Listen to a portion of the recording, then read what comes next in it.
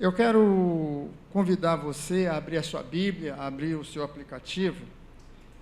Nós vamos ler em Atos dos Apóstolos, no capítulo 12, um texto bastante conhecido. Atos, capítulo 12, nós vamos ler a partir do versículo 1 até o versículo de número 17. Atos,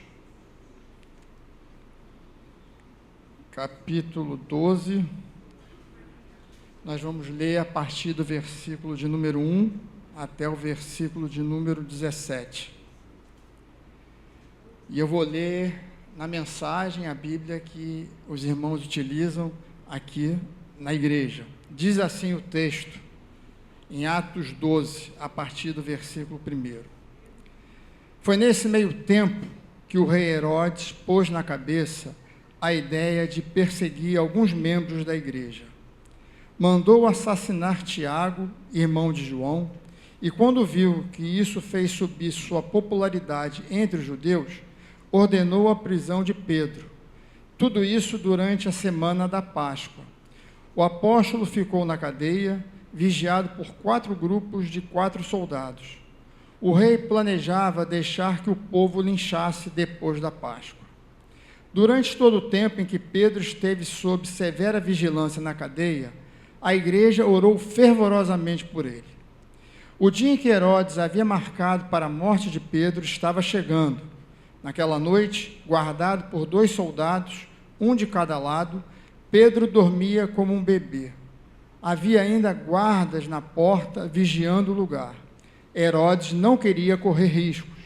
De repente, apareceu um anjo ao lado do prisioneiro e uma luz inundou a cela. O anjo acordou Pedro. Depressa, as algemas caíram dos pulsos do apóstolo e o anjo ordenou: vista-se, calce os sapatos. Pedro obedeceu. O anjo disse ainda: vista o casaco e vamos sair daqui. Pedro seguiu, mas não acreditava que tudo aquilo fosse verdade. Achou apenas que estava sonhando. Depois de passar por 2 grupos de guardas, eles chegaram ao portão de ferro que conduzia à cidade, que se abriu automaticamente. Eles chegaram à rua sem nenhum impedimento. Na primeira esquina, o anjo o deixou e seguiu seu caminho. Foi quando Pedro percebeu que não estava sonhando. Não posso acreditar. Isto é real. O Senhor enviou seu anjo e me livrou das garras de Herodes e do espetáculo que a multidão judaica esperava. Ainda sacudindo a cabeça, maravilhado, ele foi para a casa de Maria, mãe de João. A casa estava cheia de amigos que oravam. Quando bateu a porta no pátio, uma jovem chamada Rode veio atender. Mas quando ela reconheceu a voz de Pedro, ficou tão alegre e ansiosa que correu a contar a novidade a todos, esquecendo-se de abrir a porta e deixando-o na rua. Mas eles recusaram-se a acreditar na palavra dela. Você perdeu o juízo, disseram, mas ela insistia em sua história. Ainda céticos, começaram a dar asas à imaginação. Deve ser o anjo dele. Durante todo esse tempo, o pobre Pedro ficou na rua batendo a porta. Finalmente, abriram a porta. E quando viram que era ele mesmo, não sabiam o que dizer. Pedro os acalmou com um gesto. Depois de contar como o Senhor o havia tirado da cadeia, pediu: digam a Tiago e aos irmãos o que aconteceu. Em seguida, retirou-se dali. Durante o ministério de Jesus, isso nós vamos ler nos 4 evangelhos, ele deixou bem claro aos seus apóstolos, aos seus seguidores, que ia chegar um tempo que eles seriam perseguidos. E essa perseguição se daria por causa do nome de Jesus, da fé que eles tinham em Jesus e da prática da sua palavra. E, de fato, realmente isso aconteceu. Essa perseguição, ela começa lá em Atos, com a morte de Estevão. O texto vai dizer, já no final, que um certo homem chamado Saulo consentia com a morte de Estevão. No capítulo 8 de Atos, essa perseguição, ela se intensifica. Nós lemos assim, Atos, se você puder abrir a sua Bíblia comigo, Atos 8, diz assim: esse fato desencadeou uma perseguição terrível contra a igreja em Jerusalém.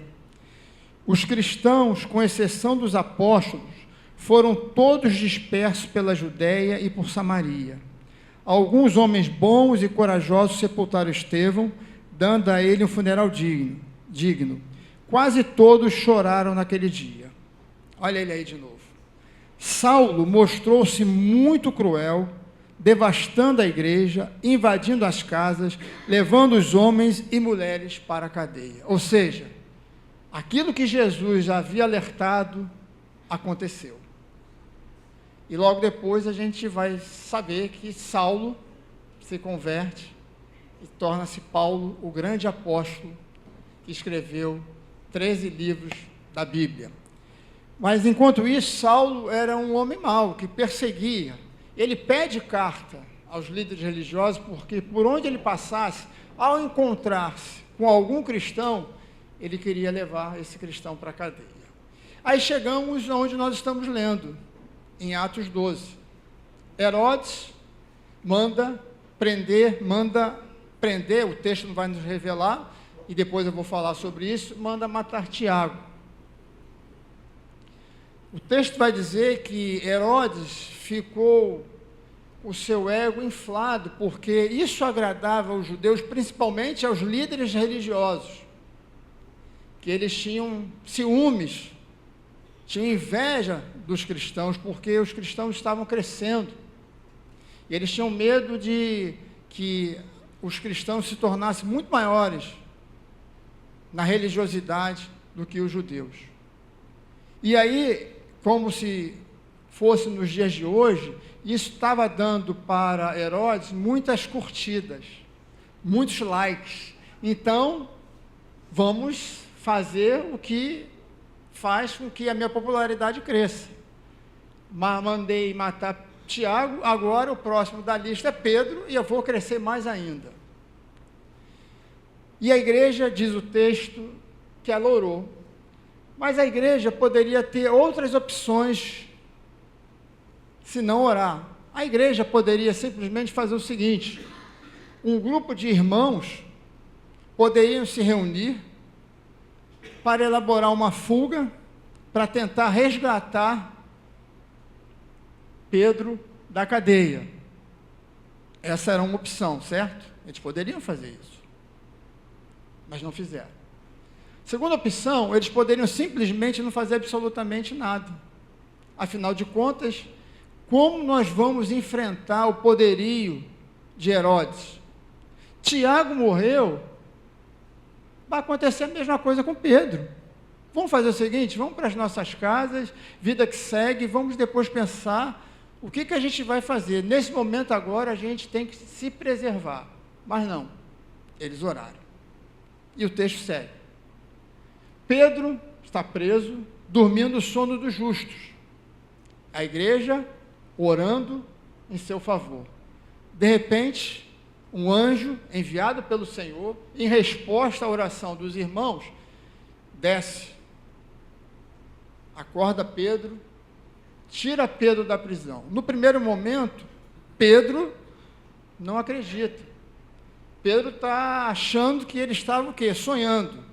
Mas depois que ele foi para a rua, a ficha caiu. Ele realmente, o Senhor me livrou. Então vamos guardar. Pedro não acreditou no que estava acontecendo, certo? E a ironia é maior ainda, porque a igreja está orando. Vamos imaginar que hoje, agora, nós estivéssemos orando em favor de algum irmão da igreja que estivesse numa situação muito difícil. Nós estamos aqui, reunidos em oração, de repente o portão está fechado, nós estamos no Rio de Janeiro, a segurança, a gente sabe como é que é, toca a campainha, e um irmão ou uma irmã se dirige ao portão para ver quem era. E quando essa irmã olha, vê que o irmão está lá fora, que esse irmão é o nosso motivo da nossa oração, ela sai correndo. Porque isso acontece com a gente, né? Quando você e eu, nós recebemos a resposta de uma oração, aquilo que a gente tanto tem orado, ou quando nós recebemos uma notícia boa, o que a gente faz? No primeiro momento, é sair correndo para contar para as pessoas a novidade, aquilo que nós recebemos, não é verdade? E muitas vezes, a gente faz o que Rod fez. Rod deixou Pedro do lado de fora. A gente faz o seguinte, a gente deixa Deus do lado de fora. Ué, como assim? Eu tenho orado por algo que eu desejo há muito tempo. Essa bênção cai no meu colo. Deus responde a minha oração. O que eu faço? Eu quero contar logo. Eu vou ligar para o Davi. Davi, tu não sabe o que aconteceu. Aquilo que nós oramos ontem. E eu deixo Deus de fora. Como eu deixo Deus de fora? Porque eu deixo de primeiro agradecer a Ele, a Deus. Foi Deus quem me deu. E eu, antes de sair contando a novidade para todo mundo, eu tenho que parar e dizer, Senhor, muito obrigado. Louvado seja o teu nome. Aí Rod sai correndo e entra na igreja. Gente, Pedro está lá fora. Pedro ficou cético, a igreja então ficou. Alguns textos aqui diz que você ficou sem juízo. Mulher, você está maluca. Não é Pedro. É um anjo dele. Ué, nós não estávamos orando, pedindo pela libertação de Pedro? Deus ouviu as nossas orações. Mas a igreja não acreditou. Fez que nem Tomé. Se eu não tocar na palma das suas mãos, eu não vou acreditar. E aí, só um parênteses, só Tomé levou a culpa de duvidar. Todos os 11 duvidaram da ressurreição de Jesus, mas Tomé foi o único que disse, que verbalizou. Aí ele levou a culpa. E aí Pedro entra e conta aos irmãos o que Deus tinha feito com ele. Eu gosto muito desse texto. Toda vez que eu leio, como a Elane disse, que quando a gente estuda, as irmãs estão estudando sobre as mulheres, e quando a gente repete a personagem, a gente tira novas lições. Todas as vezes que eu leio esse texto, eu tiro algumas lições novas para a minha vida. E eu quero compartilhar com você nessa manhã. A primeira dela é porque então a igreja orou e a igreja não fez o que eu falei. Um grupo de irmãos não se reuniram para resgatar Pedro da cadeia. Pelo simples fato que a igreja recebeu esse ensinamento dos apóstolos, dos líderes da igreja.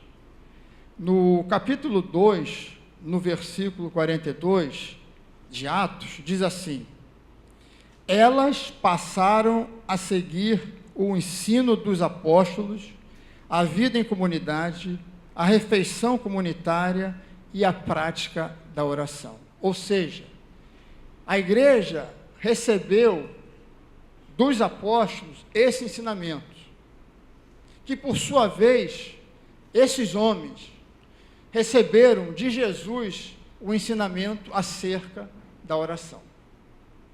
Esses homens foram influenciados, foram impactados com a vida de Jesus, porque esses homens andaram durante 3 anos com o Salvador, com o Mestre. E esses homens viram Jesus orando. Esses homens ouviram Jesus ensinar acerca da oração. Esses homens ouviram Jesus falar da importância da oração. E esses homens levaram para si algo valioso. Entre tantas coisas que eles levaram a oração. Porque Jesus é o nosso exemplo. Jesus é a nossa referência. Em toda a sua caminhada ministerial, Jesus separava um tempo para quê? Para buscar o Pai em oração, para estar em comunhão com o Senhor, em todos os momentos. E são 2 momentos que eu destaco para mim, que foram importantes e marcantes. Primeiro, quando ele vai escolher os seus discípulos. Diz o texto, em Lucas 6, que ele sobe ao monte, ora, e depois desce e chama os seus discípulos. Momentos importantes e marcantes na sua vida ministerial. E no outro momento, antes da sua crucificação, que ele vai ao Getsêmani, aí leva consigo os discípulos, os mais próximos acompanham o Senhor, Pedro, Tiago e João, e Jesus ora buscando a Deus.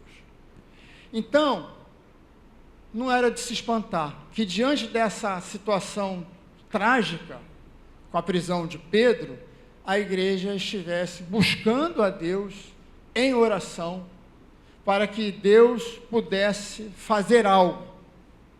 E aí a gente pode viajar. Eu sempre costumo, não sei você, meu irmão, minha irmã, quando eu leio a Bíblia, eu costumo ficar imaginando a situação do texto. Às vezes eu me coloco no texto, eu fico pensando que na reunião de oração, como se nós estivéssemos hoje aqui, o exemplo que eu dei, alguém está lá fora, que a gente está orando, a gente estivesse orando, talvez tivesse alguém lá na reunião de oração assim, eu estou orando aqui, mas só estou aqui para o pastor Davi não falar que eu não vim na reunião de oração. Eu venho, eu estou aqui. Outro poderia estar pensando, olha, eu oro, mas não vai dar, difícil. Tiago morreu, não vai dar, mas vamos fazer uma oração protocolar, a gente vai ticar esse item que a gente vai orar. Não. Eles estavam orando porque eles entenderam com os discípulos a importância e o valor de se falar, de se buscar a Deus.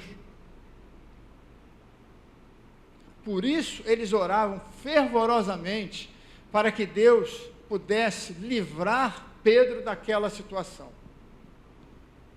Pode ser que no meio da igreja tivesse alguns que não estivessem acreditando, mas eu aprendi que às vezes, mesmo a gente não acreditando, Deus faz. Foi como Davi falou aqui, no momento de intercessão, Deus é Deus, Ele faz, e Ele é bom por isso. Ele nos conhece, e Ele não deixa de nos amar se a gente ora sem fé ou com fé, porque Ele é Deus e Ele faz. Por isso que a igreja foi orar, porque ela sabia que ela tinha em mãos uma ferramenta valiosa, uma ferramenta poderosa. Eles oram e clamam ao Senhor. Mas esse texto também vai me ensinar e vai me dizer que mesmo diante da morte de Tiago, isso não foi impedimento para que a igreja não perseverasse em favor de Pedro. É claro que a igreja ficou abatida, é normal que a igreja ficou entristecida, porque afinal de contas, morreu um dos líderes da igreja, morreu uma pessoa que a igreja tinha uma grande estima. Eles perderam uma pessoa próxima, uma pessoa querida, e era normal que eles estivessem tristes, abatidos, até talvez desanimados. Mas como eu falei, como eles entenderam o valor, a importância da oração, eu vou estar sempre repetindo isso, esses irmãos perseveraram. Isso não foi, como diz o texto para Pedro, isso não foi um impedimento para que eles continuassem a buscar a Deus, a suplicar a Deus em favor de Pedro. Comigo e com você não é diferente. Às vezes a gente está orando e alguma coisa que a gente está pedindo a Deus, essa coisa não acontece. Bate um desânimo de vez em quando, não bate? Às vezes a gente tem até vontade de parar de orar, mas eu quero dizer para você, meu irmão, minha irmã, como eu falei anteriormente, mesmo se você estiver desanimado, desanimada, triste, mesmo que a sua bênção, aquilo que você tanto deseja ainda não chegou, continue orando. Fale com o Senhor, Deus, olha, eu não sei nem por que eu estou falando com o Senhor, estou triste, eu não estou mais acreditando que é possível, mas fale, mas ore, persevere, porque a oração, e eles aprenderam isso, e Jesus nos ensinou que oração, o que é oração? É uma conversa informal, sincera, objetiva, verdadeira, com aquele que nos ama e que nos conhece. Não adianta eu tentar mascarar um sentimento para Deus, porque Ele sabe, eu posso fazer isso para minha esposa, e ela também me conhece, então aí fica mais difícil.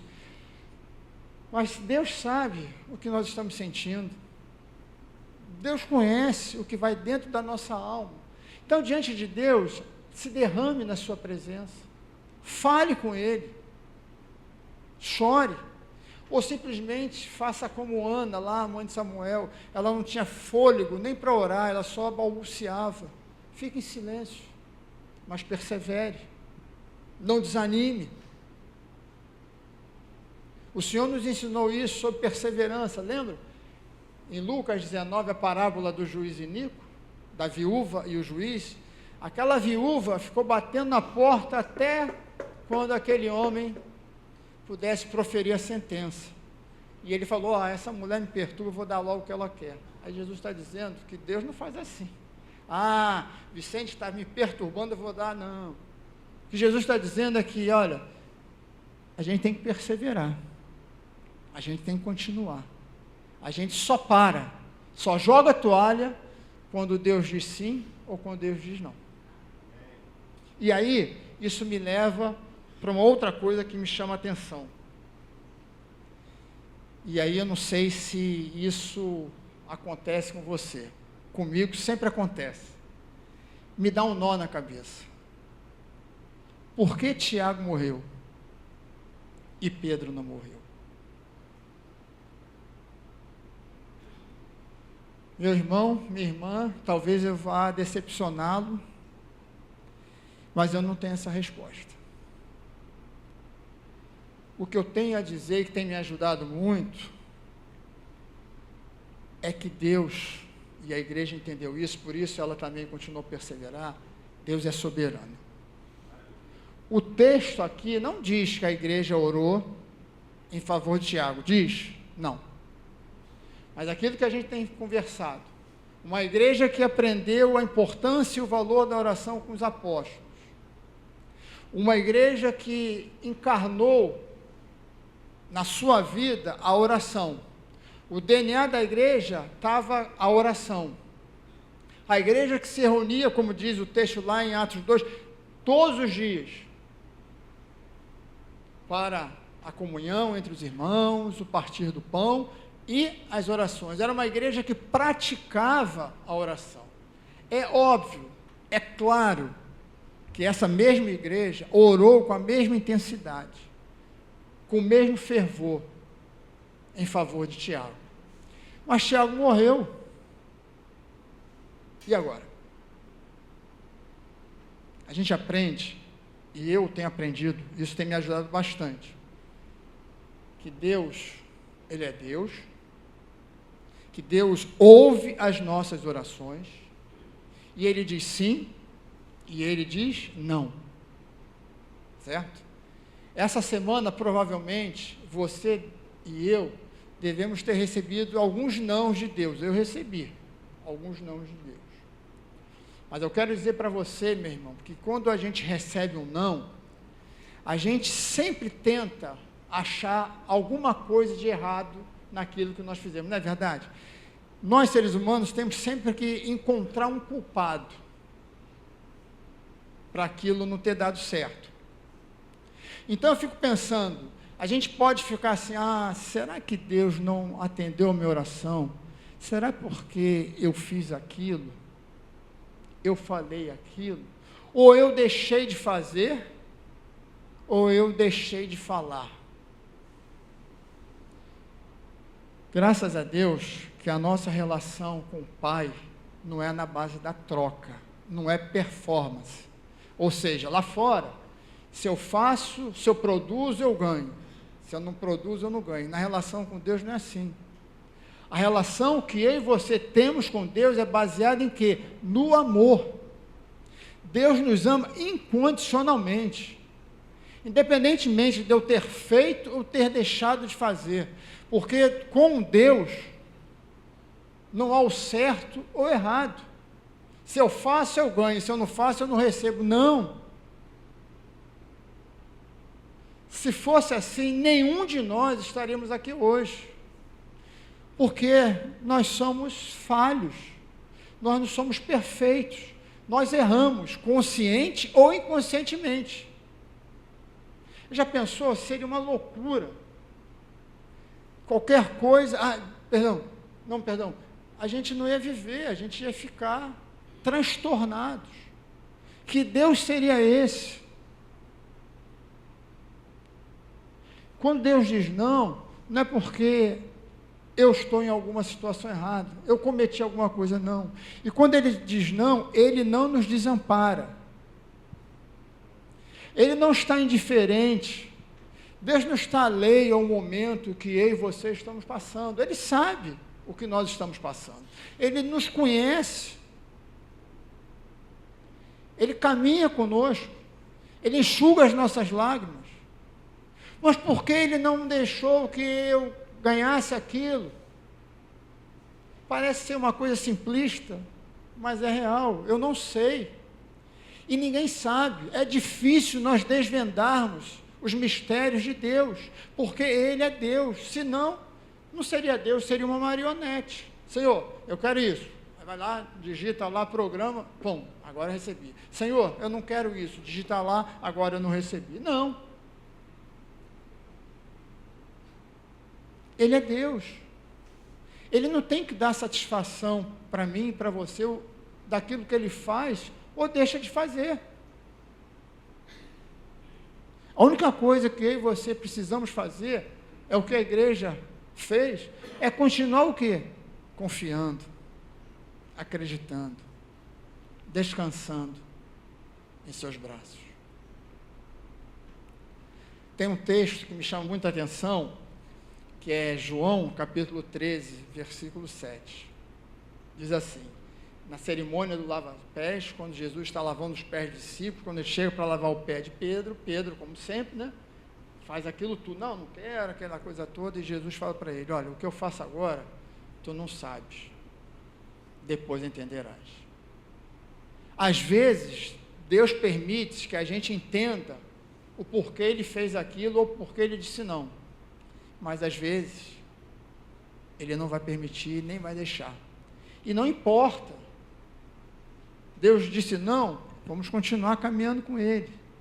Nós não podemos ficar tentando descobrir por que Ele disse não. Nós temos que fazer o seguinte: olha, Deus, eu não sei de nada, eu não sei por que o Senhor deixou Tiago morrer, mas eu continuo acreditando no Senhor, eu continuo confiando no Senhor, eu continuo esperando no Senhor, eu continuo buscando no Senhor, porque o que seria de mim se não fosse o Senhor? É isso que nos coloca de pé. E a oração é nada mais, nada menos do que isso. Esse momento de intimidade, de comunhão, de sinceridade, e é o momento onde nós somos fortalecidos, somos encorajados a continuar a nossa caminhada com o Senhor. E sabendo que Ele nos ama, que Ele não muda. Nós sempre mudamos em relação a Ele, mas Ele em relação a gente, não. Ele continua o mesmo, nos amando incondicionalmente. E aí essa soberania, a gente vai para o lado de Pedro. Tiago morreu, nós não sabemos por quê. Mas nós sabemos que diante das dificuldades, dos desafios que eu e você temos pela frente, não importa qual seja o tamanho desse desafio, dessa dificuldade, o que eu e você temos que saber é que, além de Deus ser soberano, Ele é poderoso. Ele é poderoso para quebrar as cadeias, soltar as algemas, abrir mares. E também não me pergunte como isso aconteceu, a única coisa que eu sei é que Ele é poderoso. E você e eu já passamos por diversas situações difíceis na vida, que nós olhamos e pensamos: isso não vai dar, não tem como. Mas a gente confiou, a gente acreditou, porque nós temos um Deus que pode todas as coisas. Em Lucas, capítulo 1, versículo 37, nós lemos: porque para Deus Nada é impossível. Deus não conhece essa palavra impossível. Impossível é para a gente. Mas Deus não conhece os impossíveis, porque Ele pode todas as coisas. Ele faz todas as coisas. Quantas vezes Ele nos tirou das prisões? Quantas vezes Ele abriu os mares que estavam à nossa frente e a gente passou com os nossos pés enxutos? É só nós pararmos e lembrarmos. Deus, eu estou enfrentando essa situação, mas eu lembro que naquela vez, uma situação pior o Senhor fez. Por isso eu oro, porque eu confio, porque eu acredito. Esse é o mesmo Deus. E a palavra vai dizer, Deus é o mesmo ontem, hoje, será para sempre, eternamente. Então não importa o problema, o desafio, a dificuldade, nem o tamanho. Diga para Deus, confie no Senhor, que Ele é Deus, Ele é poderoso para fazer muito mais do que pedimos e imaginamos. E eu quero terminar dizendo que, com certeza, a igreja, depois desse episódio, ela ficou mais fortalecida ainda. E cada vez mais que nós nos aproximamos de Deus, não só quando Ele diz sim, mas mesmo quando Ele diz não, a gente sai o quê? Fortalecido, encorajados, esperançosos, sabendo que nós não estamos sozinhos. E não tem coisa melhor do que nós buscarmos a Deus através da oração. Porque eu e você sabemos o valor e a importância da oração. Que Deus nos ajude, que Deus nos abençoe. Amém.